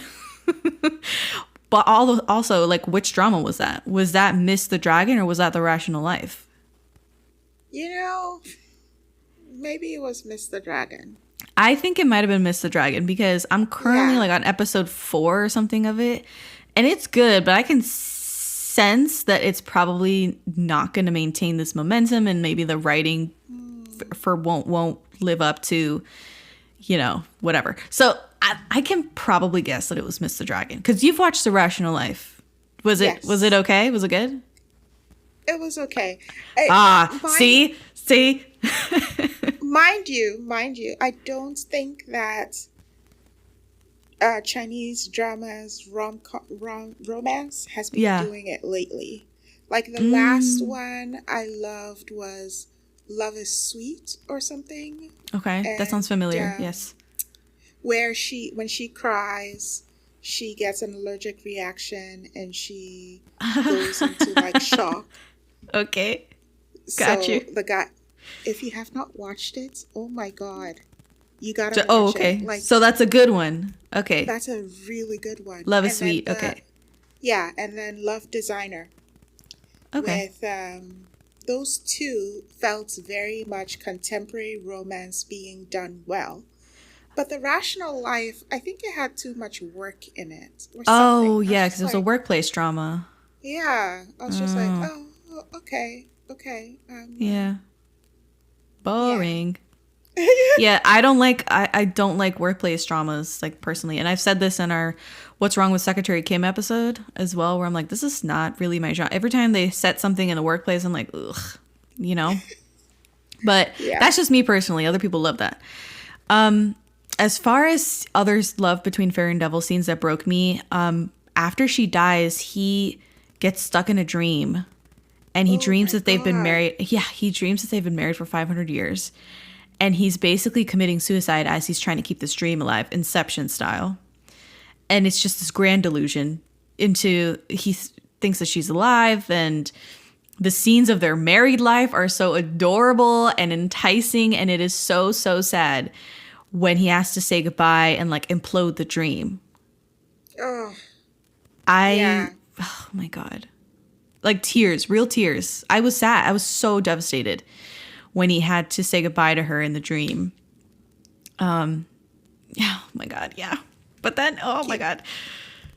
Keeping the dream alive and killing yourself in the process. Like, you could just tell how much he had grown to love Orchid in trying to do that, trying to keep that, you know, vision alive. And yes, it was cute. I agree with you. It was very cute, but it was also very heartbreaking for the people on the outside looking in at him doing this. Even Chung Hung is like, yo, bro, like, Yeah.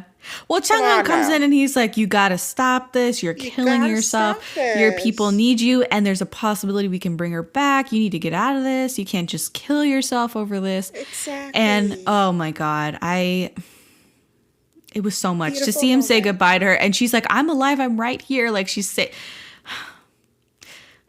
it was a lot. Yeah. Scenes that broke me, they go through the motions of saving her. They extract her little spirit. They put it turns into a seed. Then he starts taking care of her all over again as a seed. And the same thing, you're repeating the same thing. He's giving her sunshine. He's collecting morning dew for her and is talking to her and really kind of making it seem like she is, as if she's listening. She's a plant, mind you. But he's talking to her. He's like, I miss you so much. And like, just having conversations with this plant. And it's adorable. She finally turns back into human form. And you see her talk. She doesn't remember him. You see her talking with the great turtle before she turns back into her human form. And she's like, yeah, I understand that, I have this grand purpose and I can't succumb to my feelings and indulge in love. And the great turtle's like, I'm so glad you understand this. You got a great purpose, whatever, and sends her back. Sends her back into Shishan, that town that she's from. And oh my God, when she turns around and she doesn't recognize him. It was like the air just got sucked out of the room. You know what I'm saying? And I expected it to. Like, obviously, she just went through this great transformation. She's now the goddess. And I fully expected her to have amnesia or just to forget him and their love and her time as Orchid. But when it really happened, when it finally happens on screen, I was like, oh, no. I know. It was brutal. It was brutal. And then him just sticking around and, like I said before, humbling himself. What did you think of him just saying, like, I want to serve you. I want to be your servant and stuff. And what did... it was very beautiful because here's someone who doesn't... He built Arbiter Hall again. Exactly. Again. He builds the hall for her again, and she's walking through like she don't remember nothing. She knows damn well. She knows this is her every place. fucking thing that happened. Yes. She's like, I love this place. And I'm like, no fucking shit. Yeah. And he's like, I just want to be near you. I just want to serve you. I'll just... that was such a beautiful string of words and moments to be like, I know you don't remember me. Just let me hang around. And it's so torturous to him too. Yes. To want to do that. Yeah. But he's just like, nah, I have faith. I think I can make her remember me. And I'm just, Yeah. He's repeating all these things that they had done and trying to jog her memory. It's brutal when he realizes that she's not Orchid. Yeah. Kudos to her for going through all those memories with him and still pretending like she can't remember. Yeah, she was good at that. She was like, there was no love in her eyes. You know what I'm saying? Yeah, there was nothing. Yeah. When she woke up early and she's telling him, like, you don't wake up early. I'm like, girl, really? This is you? Is this who we are? She was like, I was meditating in front of the sunrise, and I was like, meditating. Oh my gosh, night and day difference between her and Orchid. Yeah. But he finally decides to leave. And yes. Oh and I my thought God, that was accepting what it is now. One, but also like, I think I've done all I could. I love myself too. It's time to let go. Brave, really brave. it's very brave, and it's really hard to get to that moment where you're like, I've given it my all, but now I choose me and I choose my people and my response and all those other things, and I'm gonna go. And then she's like, she puts her hands on his lips makes to him try smile. and get that smile. And I'm like, you Bitch. mother. Exactly. I thought What that are you was doing? What are you doing? What are you doing? She's giving him hope. Exactly. You're giving him hope, number one. Number two, you clearly remember. Yeah. Why couldn't you talk to him?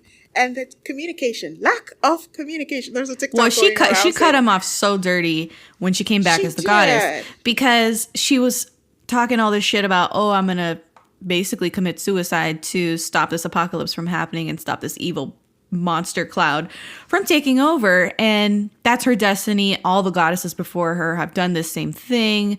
They're very self-sacrificing and whatever. But my issue with her was DFQC. DFQC, sorry.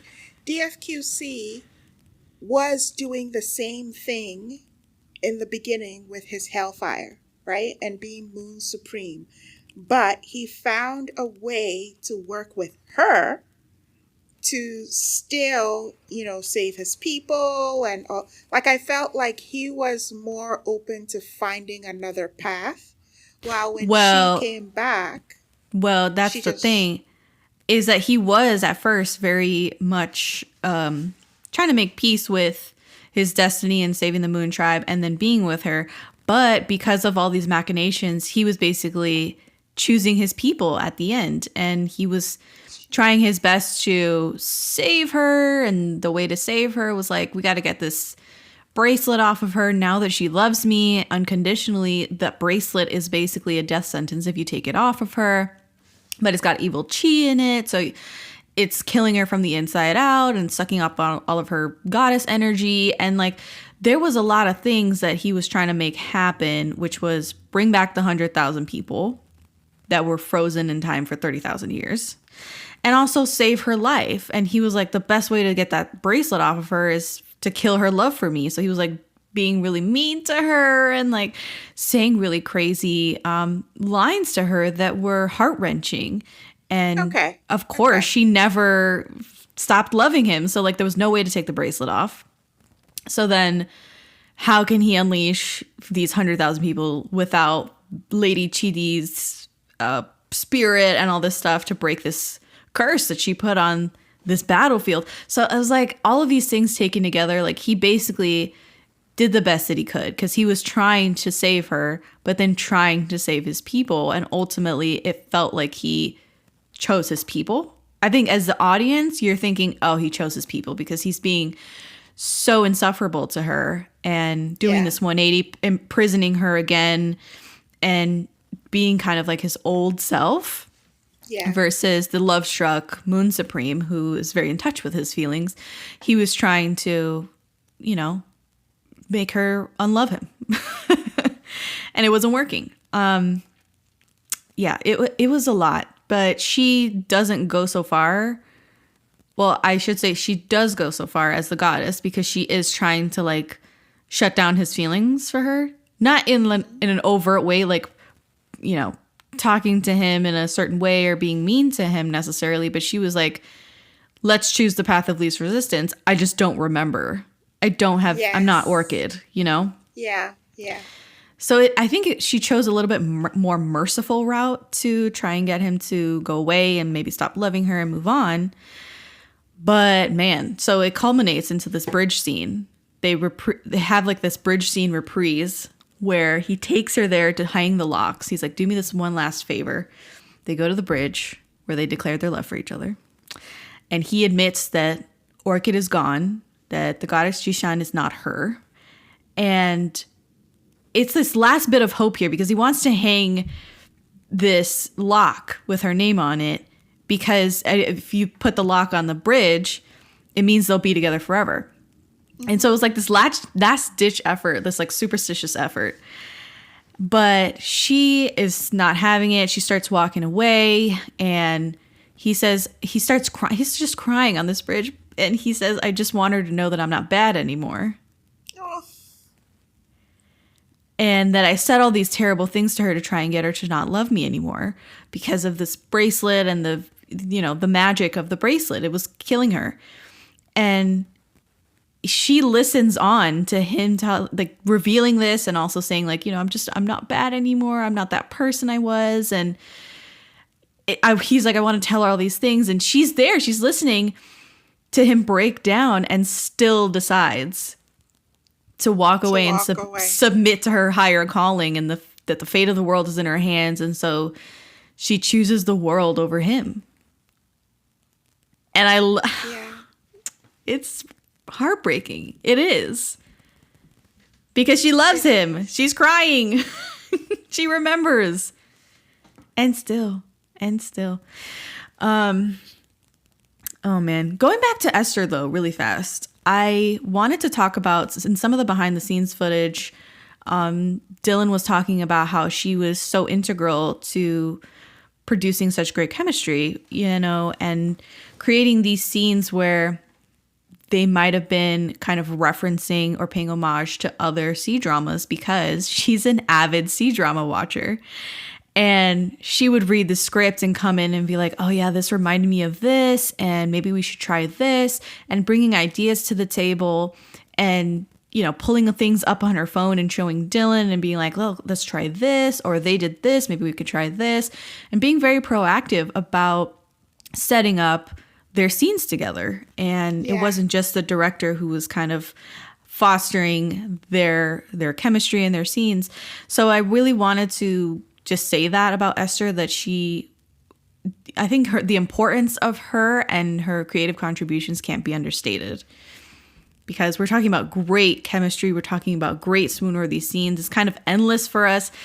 But Esther was, she's one of us. She's watching C-dramas all the time, and she recognizes the kind of things that would make sense for the viewers and what we would appreciate, because she is a viewer. So yeah, I wanted to say that. I appreciate her love for the crafts, for sure. I think the only other couple that I had heard about this was, actually, I've heard a lot.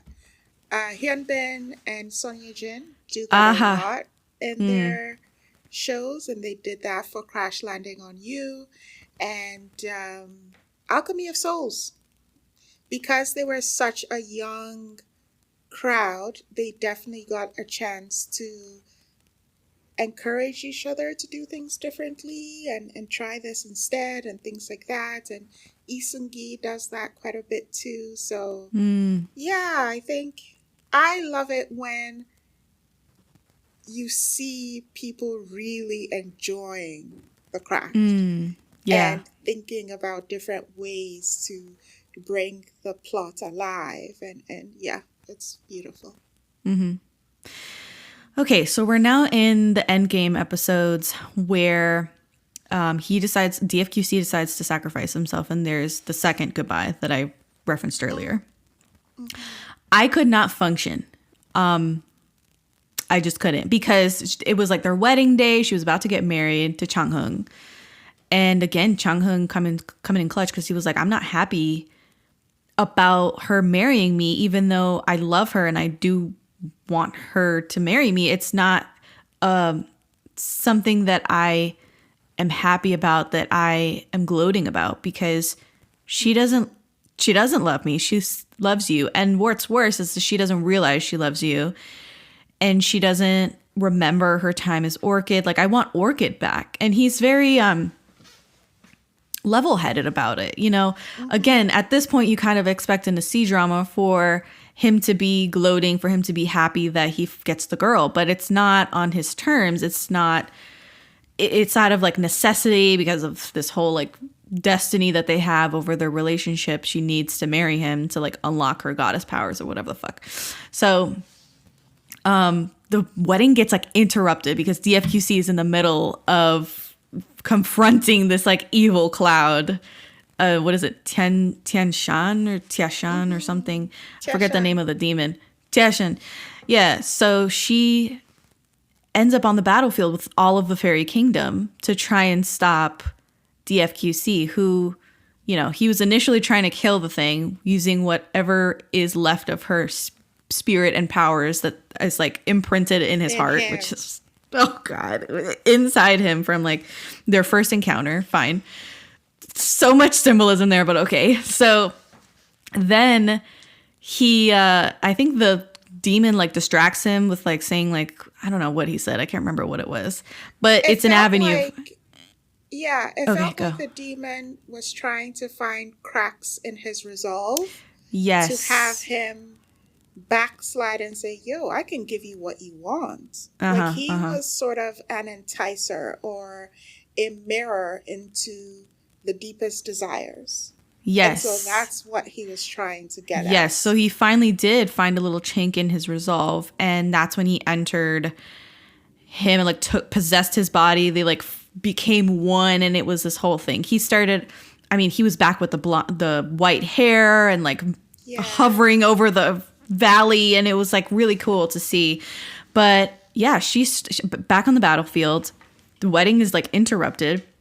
And she braves this maelstrom to get to him. There's this epic midair kiss when she finally gets to him, and she enters his like figurative heart to where she sees what's his left tree. Of him, his tree by his heart tree, and he starts begging her to kill him, to let him go, and she won't. And like the entire scene is so well done because, you know, on the outside they're still in an embrace, they're still kissing. And like all of a sudden she has activated her goddess power. She's like completely consumed in green, like elemental, like energy or whatever the hell. And then he suddenly is able to use glazed fire. And the whole, like the heavenly realm is like, oh my God, this is like an ancient method that's been lost to time. And like only people with great love and compassion can master it. And so, you know, they're wreathed in like glazed fire and the green from her powers. And it's beautiful, beautiful scene. And then inside of his, you know, heart or mind, they're having this last conversation. And she, you know, she finally does. She like shoots him with her powers and they start rising up. They start like rising up into the celestial galactic space. And it's gorgeous. And then, oh my God, then he like kind of comes to a little bit and like says goodbye and then disintegrates. He just disintegrates right in her arms. Damn. I was devastated. I was forlorn. I could not be comforted at this point. I don't know about you guys listening, but this was another like moment where it cut me to pieces. And all that's left is like this little, what is it? That little piece that he had given her. Yeah. Right? A little piece of his heart, basically. Made from his blood or something. I don't know. A little memento left over. She takes it, and I love how she's talking with the brother later, and the brother's like, she asked the brother, do you believe in miracles? And the brother's like, I don't know. And she's like, well, and she hangs it up in her little garden in Arbiter Hall and, you know, feeds it her little spirit, and she takes care of it. And then he comes back. And when he comes back, I think she had her back to him, and he's like, well, Lila, like, I'm here. And yes. I was just like, the tears of joy. And then they just end it there, and like we're left to process like this show and like the meaning of life. And oh my God. There was so much symbolism in this show that talk to me. That gave me like, even like the tree inside and caring for the tree and nurturing it. That was such a beautiful way of growing up and learning your emotions, and how the leaves just represents the different emotions that we go through. And then there was, hellfire and Glazed fire, yeah. Glazed fire. You have to lose all your emotion to be able to get that in the beginning. Mm-hmm. And he lost all his emotions to be the strongest person in the world. But on the other side, with so much emotion, you're able to master glazed fire, and no one is able to do that. And only the people who have reached like the highest level. And I'm like, okay. And so then, of course, it's ironic. Ways. Yeah. Exactly. Yes. And it's ironic because it's like the most brutal Moon Supreme dude. The archetypal villain of the show is the one who can summon glazed fire. I mean, it's beautiful. It's beautiful. And I think that one last thing that we had talked about before was the villain Rong Hao and his relationship with Lady TD, and how they are kind of what's the word? They're like two halves of the same coin, like Rong Hao and Lady TD on one side, and then you have Orchid, or the goddess, and Moon Supreme DFQC on the other side, because they both are trying to go against fate or destiny to save another person, to save their partner, to save their master, whatever. And the difference between Rong Hao and Lady TD and DFQC and Orchid is that they don't love each other. Like, they love each other, they care for each other, but they don't love each other. Rong Hao and Lady TD don't. But Orchid and DFQC do. They have this all-consuming love.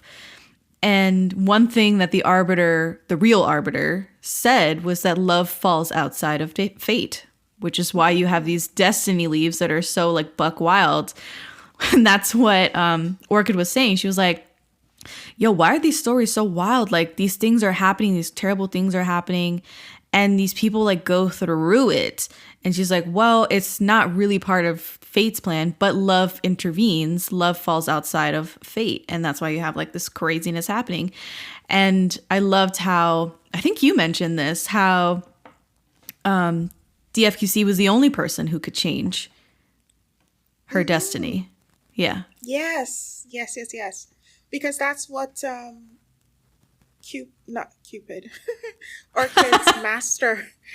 Orchid's master said, like, you're the only one who can save her. You are the only one who can change her destiny. And he didn't understand it. It looked like he didn't understand it when she first said it. But then he definitely understood it towards the end when she was getting married, following her path. And he's like, oh, okay. So in the end, she's going to die. I'm going to die in her stead. And that's, I mean, it's not ideal. I would love for both of them to live. And that's what we get in the end. But I was pleasantly surprised by the end when we had a happy ending. Because I'm so used to loss at the end of my Wuxias. Yes. So it was just, I was very happy. I was very happy as well. I was very happy they got a happy ending. Last thing I'll say about Rong Hao and Lady Chidi was that I thought their story was really compelling. And I also found it interesting that the writers felt that they needed to redeem Rong Hao. And that he was actually redeemable, sort of, in the end.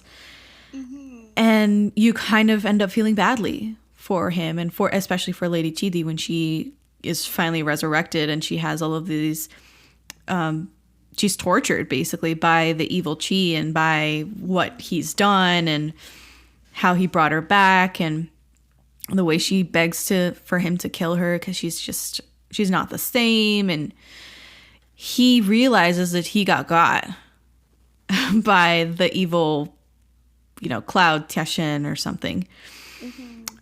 He realizes that he's been tricked. But I don't have empathy for him. You don't have empathy? No, I remember seeing him in episode 7 and I was like, this guy's the bad guy. Because I don't think that he was even a good friend to Chang Heng. Because technically, Chang Heng was looking for Chidi all these years. Yeah. And and he knew where she was and he never said anything. So Yeah. I don't think he was a good person to begin You with. can't base a friendship on a lie. And that's exactly what Rung Hao did, even though he was very close to, you know, Chang Hung. the second god of war, Chang Hung.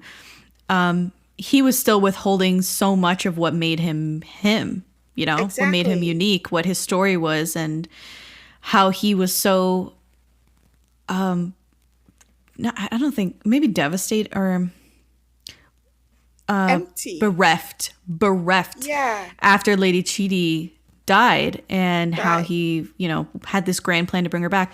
All of this was not part of their 10,000 year relationship. I will say that I thought that they had a little bit of boy love vibes between them when they were interacting, especially like towards the earlier episodes when he was coming over to drink and they were like in the painting together and like riding this boat and just drinking, the two of them. I was like, this has a little vibe to it and I can ship them easily. Hold on. I have a question. Yeah. In that time, did Chang Han know that Rung Hao's master was Chidi? Oh, I can't remember. Okay. I think that's a... think so. If he knew... I think so. Then I would expect him to also get upset and angry at Chung Hung for liking Orchid, right? Like, you're betraying my master. But there was none of that. It clearly told me that Rung Hao did not care for Chung Hung. And that's something that... Okay, I think that's a little far-fetched. I do think that he cared for him, especially because he saved his life when he didn't have to.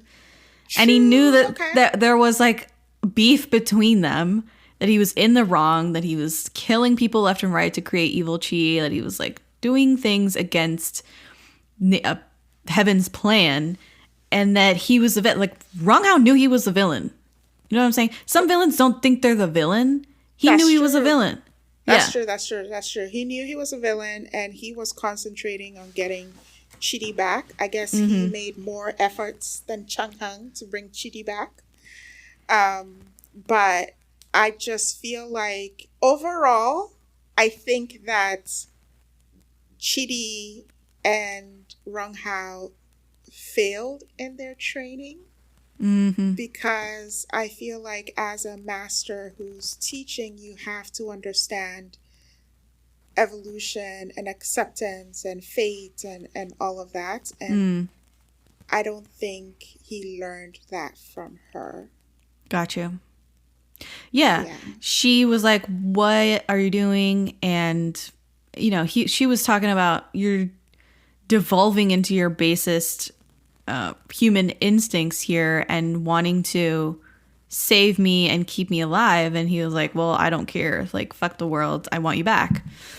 And she was like, the only time I ever like succumbed to human emotion or feeling was when I saved you.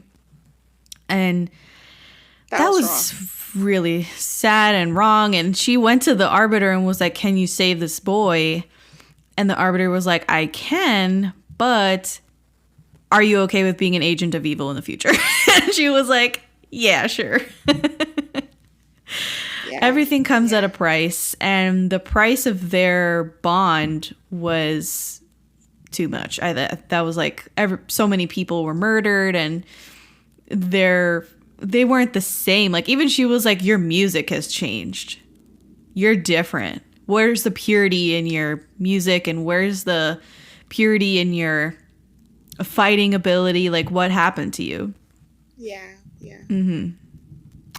Anyway, I think I have come to the end of my notes. Did you have anything else you wanted to add about love between fairy and devil other than it's life-changing? Definitely go watch it. I'm so sorry if you've listened to this far and you have been spoiled.